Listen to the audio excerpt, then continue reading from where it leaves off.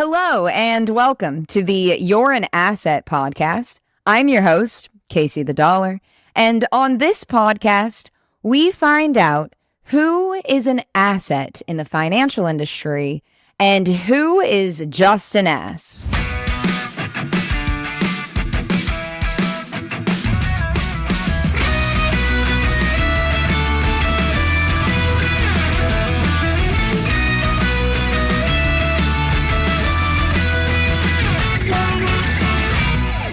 Oh my God, you guys. The episode today is going to blow your mind. This week's episode, there are too many asses to count.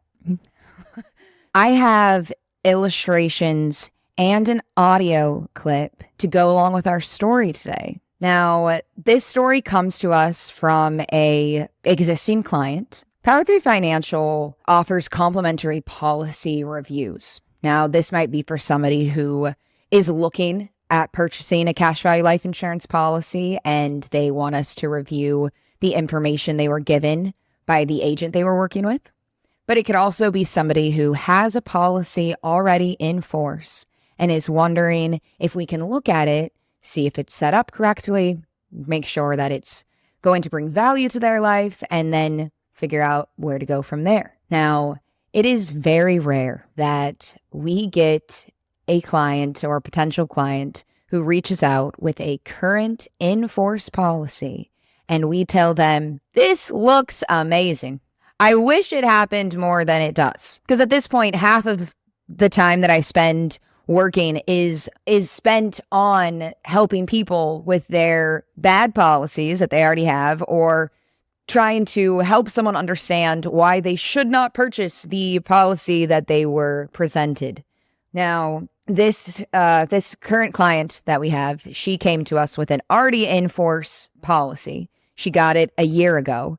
For the episode's sake, I am going to change her name, though she has given us full consent that we are able to use this information and her story for content to help educate our listeners and our followers and people like you. Without further ado, let's get into it. So our existing client, we're going to call her Jane.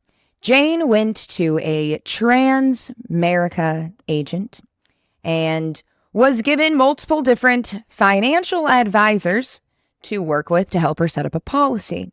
Now, Transamerica is a highly rated company that's been around for a long time, but if I know anything about Transamerica, it's that they are an MLM or a pyramid scheme, and a lot of their agents are mostly doing recruiting to make money, and they are not trained on how the policies actually work and how to set them up correctly. So Jane got in touch with a Transamerica agent, and this Transamerica's agent's name is Tyler Pringle. Now, there were three of them. So there's Tyler Pringle, who is the agent on the case. There is America Capello, who was also involved, and Crystal Jungnich. Forgive me, Crystal, if I butchered your last name. So these three agents, stars of the show, asses on the podcast, because Jane landed on my schedule for a complimentary policy review. And I got on the phone with Jane. I asked her if she could send me a copy of her policy so that I could review it. And I see the name Transamerica. Doesn't immediately throw me off. It could be a good policy. So we check it out. And the first thing I see is that Jane is 20 years old when she gets this policy. Then I see that Jane is paying $200 a month into her policy. $200 a month for a 20-year-old. That is a great amount of money to be putting into an IUL. But the size of the death benefit, $464,000 of death benefit. Jane has no kids, no spouse, and no mortgage. She's 20 years old. Why does a 20-year-old need almost $500,000 of life insurance coverage? It beats me. I do not understand this, first of all. Now, so I go down to the projections. I want to see the guaranteed numbers versus the non-guaranteed numbers. The first one that pops up is the guaranteed numbers. So guaranteed numbers are the insurance company saying, hey, this is what we're going to guarantee inside your policy as far as growth inside the cash value. When I look at Jane's guaranteed numbers, the cash value has $0 in it for 20 years in a row. She's continued to pay the $2,400 per year into the policy all 20 years, but even though she continues to contribute, the policy lapses and eats itself and goes away. They're guaranteeing her that if she contributes 48 grand over 20 years, she will no longer have a policy anymore. But what happens when we look at the non-guaranteed assumed column, where we see a annual 7% return? An annual 7% return is a really good illustrated rate, okay? But in Jane's illustration, she keeps paying the $2,400 a year, and even with a 7% annual return, on year 10, she has $2,400 in her cash value. So again, 9 years of nothing. It took her 9 years to even start building a cash value. $24,000 she's contributed, $2,400 available, and that same $464,000 death benefit over her head. At this point, I'm furious. I cannot believe that someone would sell this person this policy. There is literally no value. She has no money to access. That is the whole point of these policies. They're called cash value life insurance policies. If you're an agent and you're not setting up an IUL to build a cash value for your client, what are you doing? Good job, Crystal, America, and Tyler. Your 20-year-old client who's trying to put money away for the future will have nothing to show for it in 20 years. What are you doing? So Jane then tells me that she has an audio clip from the agents talking to her about her policy and explaining the benefits of it. And I want to share that with you guys here. Not just because it's awful what they've done to Jane, but because this is what Power 3 Financial is up against. These are the kinds of agents that make us look bad. These are the kinds of agents that a couple episodes ago I talked about financial advisors who are actually financial advisors and they work with traditional investment accounts. They hate us because of people like Crystal, America, and Tyler from Transamerica.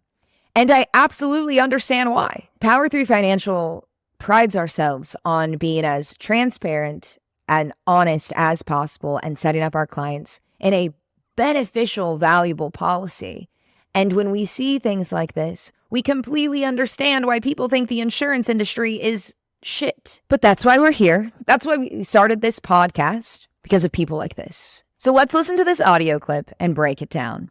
Crystal is the one speaking in the audio clip. So this policy is permanent. And what I mean by that is that it is going to go with you for the rest of your life.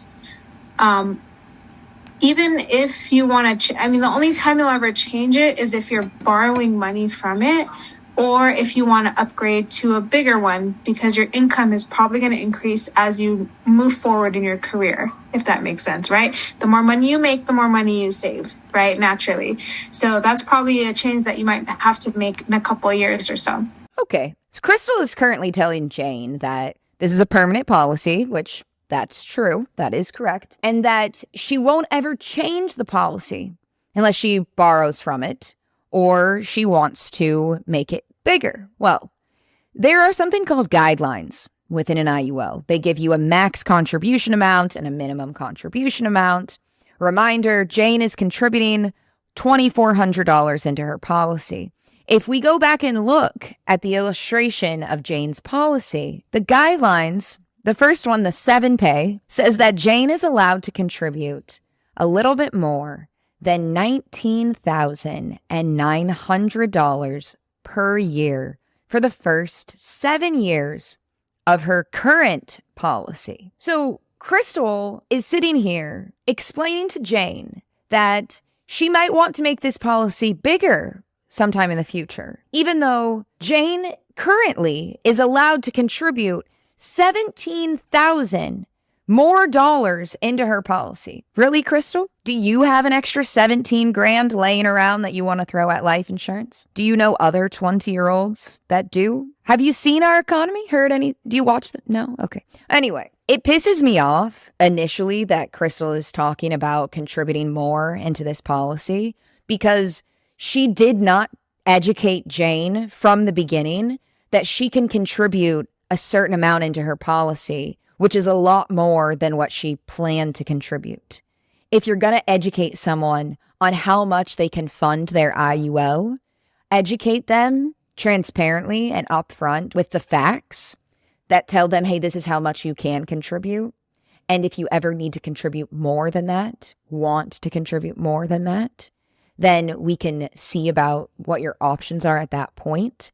But don't tell someone that you can contribute more without ever educating them on the current limitations of their existing policy. Jane told me that she had no idea what the limitations on her policy were, yet she was being educated on the fact that she might one day want to increase the size of her policy without even knowing the size of her policy. Let's hear what Crystal has to say next. So this policy will do a lot of things for you, but this policy will do a lot of things for you. Crystal, how is Jane going to do anything with her policy if even at a 7% annual interest rate, she has no money inside her cash value? Did you look at the illustration of the policy? Do you know which one we're talking about here? Or are you just reading off a script? And we proceed. But number one, it'll help you accumulate tax-advantaged wealth. Tax-advantaged wealth. Crystal, what tax-advantaged wealth is Jane getting from her policy? 9 years of zeros. Where's the tax-advantaged wealth? I don't see any. The only way Jane gets any access to any of this tax-advantaged wealth is if she were to get extremely sick or she were to die and her family would get the wealth. There's no money for her to access. What are you talking about? You hear all these things about the news where it's like, Biden wants to raise taxes and inflation and blah, blah, blah, blah. So you want to think about this as like a savings account, but like on steroids. Oh, so Crystal knows about the economy. So Crystal, you know what's happening in the world these days? You know how wealthy 20-year-olds are? And blah, blah, blah, blah, blah. Yes, the taxes are rising and you might want to put more money into a tax-advantaged account. Well, Crystal, if Jane were to even put, let's say Jane went through 10 grand into her policy, she's still not going to have any tax-advantaged wealth or any money to benefit her during her life as all of these things are happening like inflation and rising taxes. Those just seem like buzzwords that you heard from someone that sounded kind of scary, and so you're telling them to other people, but you don't actually know what you're talking about. I really am starting to think that you never even looked at this illustration that you gave Jane, but you said this was a savings account on steroids.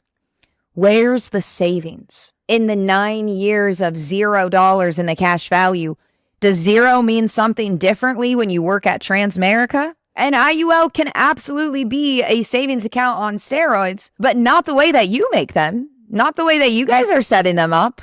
Let's continue. Because if you put money into this account, it's protected in so many ways. Not only that, but you do get the upside of the market, right? And so the numbers that America went over, that's just the minimum. That's our worst case. Because we are fiduciaries, right? We have to show you our worst case scenarios. So who's to say that it's always going to do the worst case? Like, what if your account does 15%? Lot to unpack there. Crystal showed Jane the worst case scenario, and we've gone over those numbers. The worst case scenario was that she pays into the policy for 20 years and then has no policy. The worst case scenario that Crystal is talking about is still 10 years of funding $2,400 a year, resulting in a $2,400 cash value. That was at a 7% interest rate, like we talked about. But Crystal says that what if you earn 15%? What if you earn double in your IUL? Even at 15% interest, that cash value was still not going to grow. that money that she was earning in her policy is being spent to keep the almost $500,000 of death benefit alive. And IULs average an 8% return. Where are you getting 15%? On average, because a 7% return, the highest return that you showed, Jane, you're claiming that's your worst numbers. I only show them a 5.9% return. They all have money on year one, though. So, Crystal, I don't know what you're doing with your policies, but you're hurting people. And for you to throw out the fact that you're a fiduciary, if that's even a fact. But if Crystal and Tyler and America have only been in the industry for a couple years, and they're working for Transamerica and ultimately an MLM, it is very likely, in my opinion, that they just threw out the fiduciary title just to gain trust over a very innocent consumer. I am not a fiduciary, and I would never set up a policy for someone the way you set up Jane's policy. I don't know how you sleep at night. And if you are a fiduciary, if any of these people are fiduciaries, their titles should be stripped immediately. All right, Crystal, what else you got? It's going to grow at that indexed rate. So anytime that you have extra funds that you're not using, I would highly encourage just dumping it into this account. And what you can do is you can call the company and say, hey, I have an extra $600. I'd like to put it into my account, into my policy. And you can do that, right? Okay, Crystal, again, I'm not sure you've seen the illustration that you sold Jane, because if she went and put $600 into her policy, it would literally go nowhere. You'd be throwing it into a black hole of nothing. If Jane put $600 into her policy even every year for 10 years, she still wouldn't have a cash value on year 9. She still wouldn't have any of this tax-advantaged wealth that you were talking about in the beginning. So if you're going to educate someone on how to use their policy, make sure you first educated them on the actual policy's limitations, because this is just completely irrelevant and nonsense. The only way that Jane would benefit off of this policy is if she came up with an extra 10 to 15 grand per year and put it into this policy. $600 is going to do anything, Crystal. Diagnosed with some sort of chronic, critical, or terminal illness. Well, guess what? Your policy, if you scroll, what is the face amount on this? Yeah, America? What is the face amount, Crystal? I don't know. I don't know. So, Crystal just proved my point, you guys. She's never seen this policy before. She's never seen this policy. She doesn't know what the death benefit is. And America doesn't know either. How can 2 out of the 3 people that have worked on the policy for Jane and are on the phone, all 4 of them, Jane, Crystal, America, and Tyler, are all on the phone, and you heard them say, what is the death benefit? I don't know. I don't remember. Wow, the confidence, the trust that I would be not willing to give any of them. And continue. The face amount for this policy is $464,000. $464,000. So let's say, for example, something happens to you. This is not just something that if you pass away, the money goes to your family, even though that's great. That's great, right? If you need like money for a cancer treatment, which cancer treatment is really expensive, you can use from the $464,000 to pay for your treatments. So this policy is going to support your life. Crystal thinks that this policy brings Jane value because if she needed cancer treatment, it would give her some money to cover the expenses. Cancer treatment would be expensive. Now, the living benefits, the critical, chronic, and terminal illness rider don't just cover cancer treatment. They cover all kinds of critical and chronic illness and injuries, as well as terminal illnesses. Now, Jane told me, and she told me she told them as well, that, hey, the point of me getting it is so that I can build up a cash value to ultimately be able to help my older parents later on in life because they haven't been able to save money during their lifetime.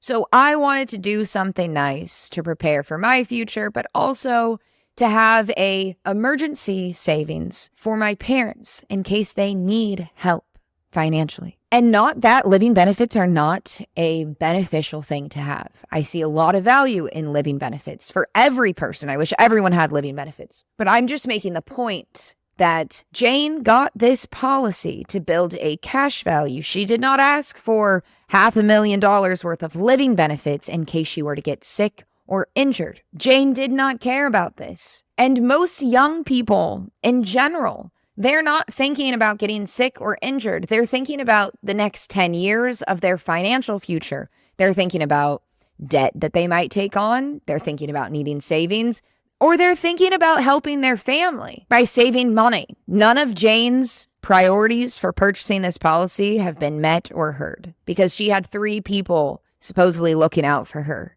And all they care about is giving her this sales pitch on why living benefits are beneficial and can bring her value in the worst case scenario situations.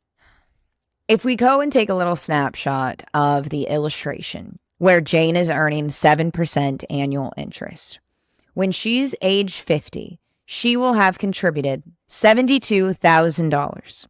The cash value at that point will have a total of $82,500. That's 30 years of funding that Jane did. She put away $72,000 just to earn 10 grand. And that is money that she's supposed to help her family with. That is how you set up her policy so that she can help her family. When her parents might be 80 years old at this point, you think that that money is going to help Jane be able to help her family? I don't think so, not for 1 second. All right, Crystal, what else you got? Okay. What's crazy is that there's so many things that we like these days. We like things, we like phones, we like cars, we like computers, we like stuff, right? But what is the number 2 things that people fail to protect and keep safe? We have car insurance, we have phone insurance, we have renter's insurance, we have home insurance. But what do we fail to protect? We fail to protect our lives and we fail to protect our money. And that's what you're doing here with this policy. You're protecting your life and your money. She's protecting her life, sure. She's not protecting her money. Her money is going nowhere. It's doing nothing. We've established that.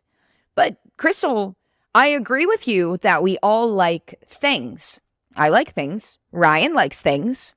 Ryan's listening to me make this. He likes things. But what things can Jane buy with her cash value in the next 10 years? She can't even get a brand new iPhone in 9 years with her cash value. What kind of things are we talking about? You can't buy things with $0, Crystal. And if, Crystal, you mean that Jane shouldn't buy things so that she can put money into her policy, what kind of things do you think Jane likes that she's buying that would help her fill up her policy to $19,000 for 7 years in a row?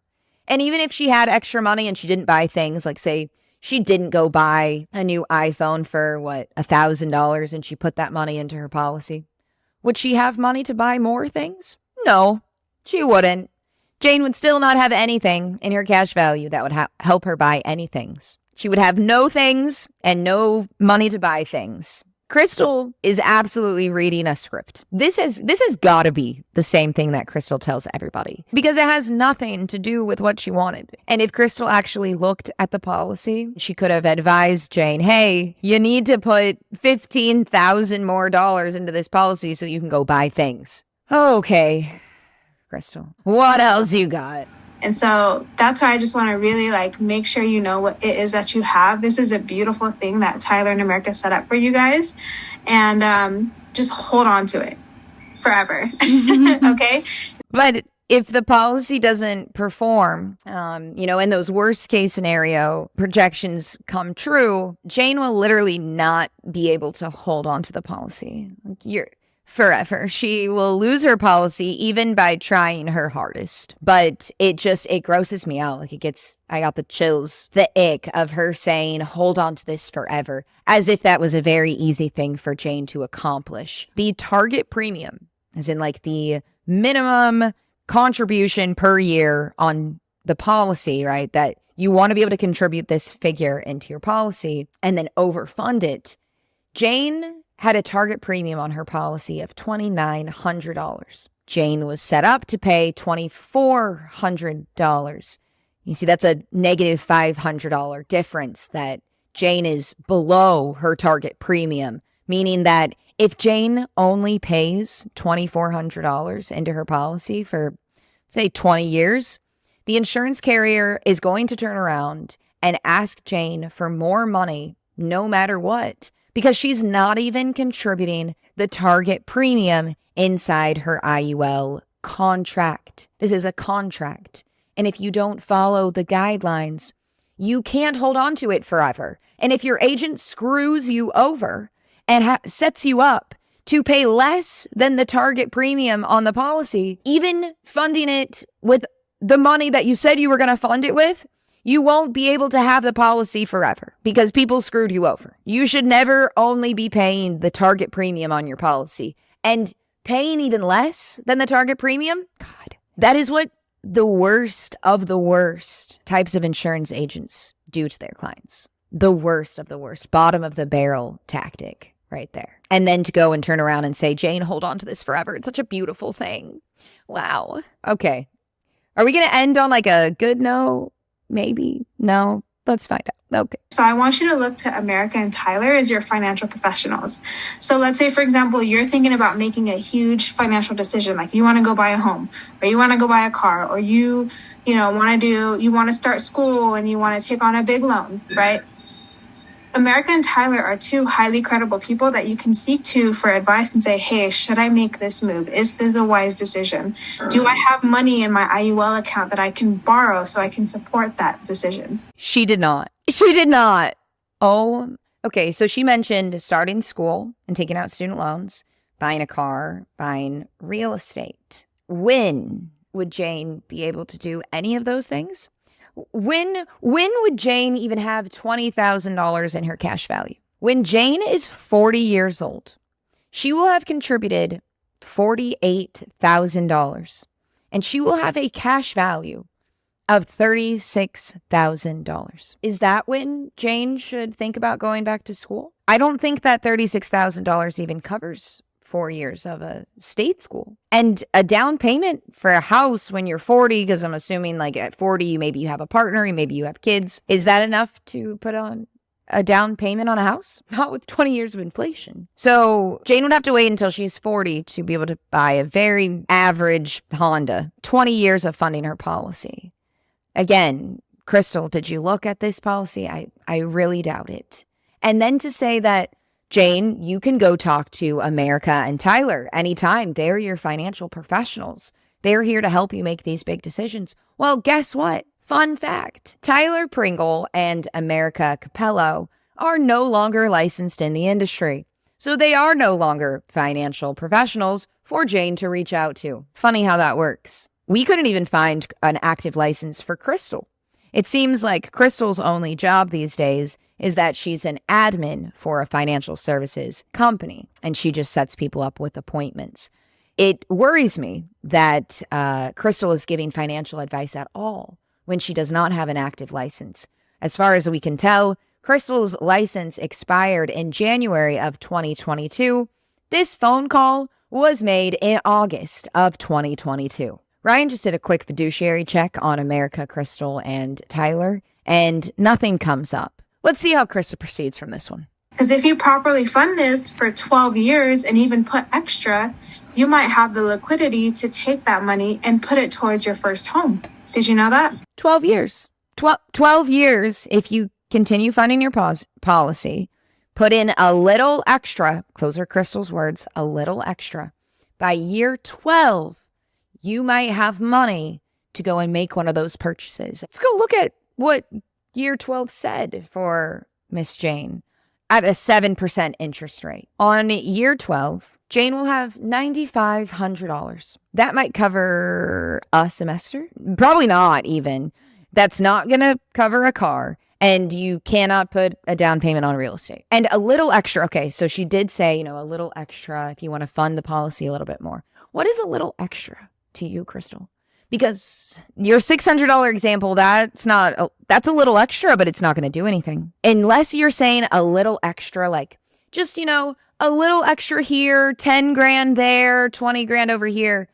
If that's a little extra to you, then yeah, sure, your claims might be accurate. But I'm pretty sure that you don't mean a little extra, like a little 10 grand that you have hanging around and you can just throw into this policy. This is all false. We're almost done here with Crystal's audio, but we have to continue. We have to continue. Did you know that? Mm-mm. Yeah. So this thing is like, I'm telling you, like, read through the things. If you have any questions, let American Tyler know. Now you know me, so I'm a resource as well too. I've been doing this for several years now, and just super excited for you to have this. And the advantage to you is that you're doing this when you're young. There are people who are trying to get this at the age of 50, and it's already too late. Yeah. You're young and healthy now, and you're locking in a really good health rating, where there are people who are diabetic and can't qualify for stuff like this, and they're older. Thank God it's over. Okay. Good thing Jane's doing this when she's young, because, at 50, you can't get any more insurance. It's just so expensive. That's weird, because tomorrow I'm going to set up a 53-year-old with an IUL, and he's going to have a cash value within the first year of his policy, and he's very excited about the value that it brings to the rest of his life and for his family. So that sounded a little bit like a scare tactic, if you ask me, to make Jane feel like, oh my gosh, like I need to have this policy and I need to make sure that I'm protecting myself and my family and my money, even though in reality, the policy is not doing any of those things other than, yes, providing Jane a death benefit, but at what cost? It does not cost $2,400 to have $500,000 of insurance coverage over your head. You could get $500,000 for $30 a month if you wanted to get a term policy instead of an IUL.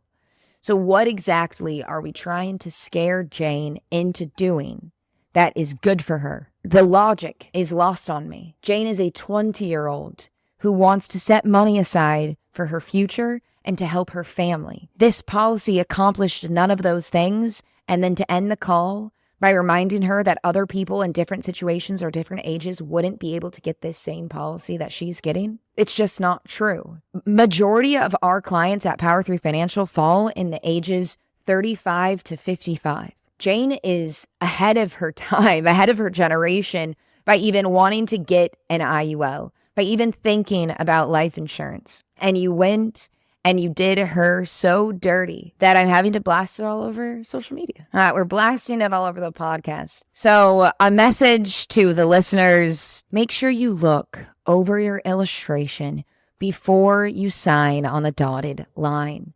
Now, I have to give Jane some credit because I know that Jane didn't know much about IULs, and she was looking to these financial professionals for help, for guidance. And that is what they're supposed to do. They even made Jane feel like they held themselves to the highest regard and that the state held them to the highest regard, which we don't even know if that's true or not. And even if it is true, they didn't hold themselves to a higher standard in Jane's case. If you ever have questions about your illustration, the policy that you're going to get, there are people out there that will help you make sure that you're making the right decision. Hi, I'm people. Ryan's behind the scenes. He's people too.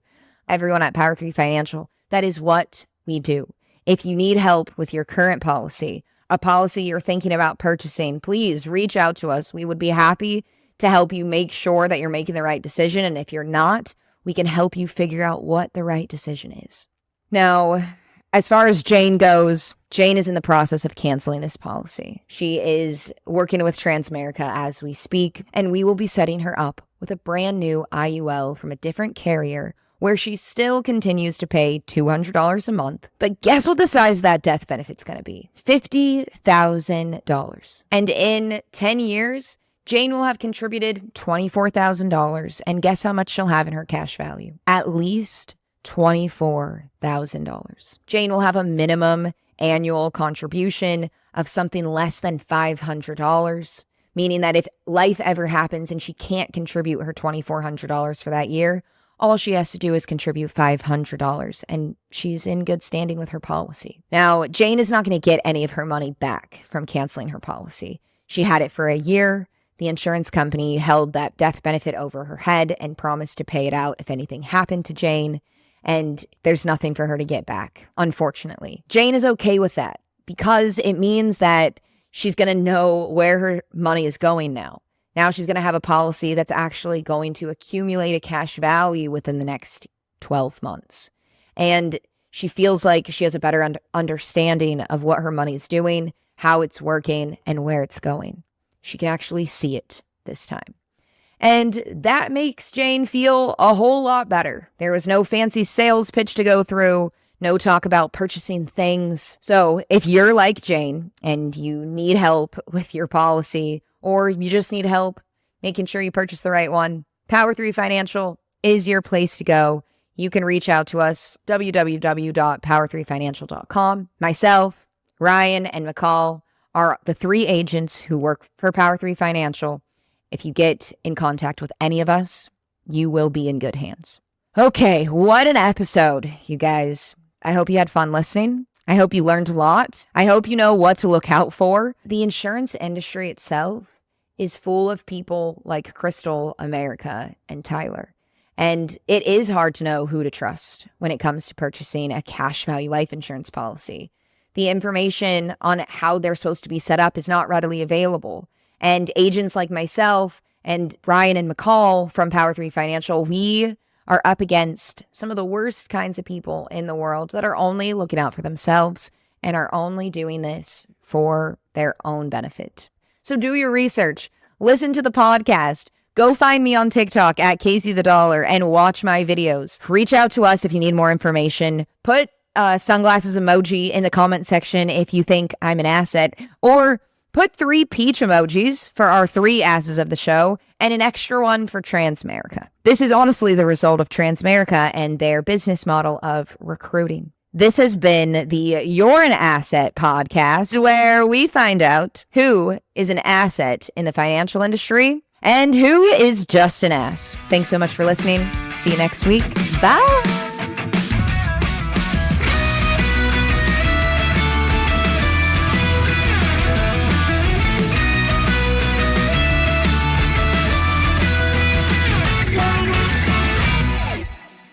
The You're an Asset podcast is not giving financial advice. We are not licensed financial advisors, and our licensing is strictly in insurance products. The information that we talk about is specific to the products that we work with. We cannot guarantee that other agents will have the same product features that we discuss on the show.